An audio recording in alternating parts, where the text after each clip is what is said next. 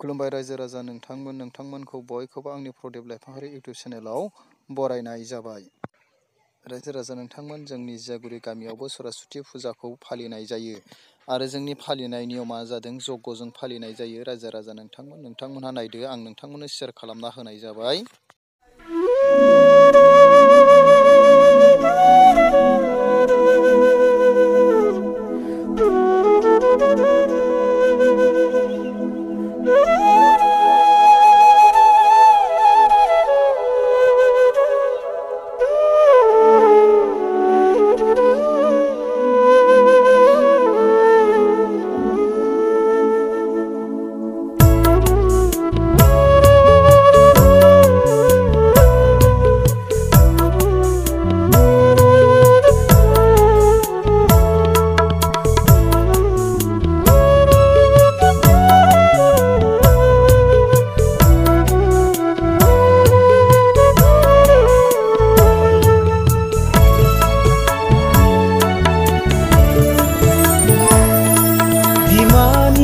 बायदि गैया अननाय, गैया गोरबोनि अननाय होनो।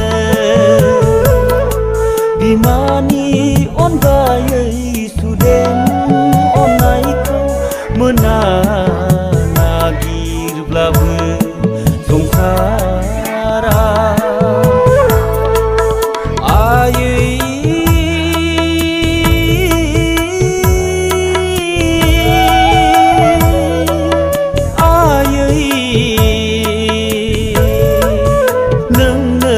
जोनोम होदों आंखौ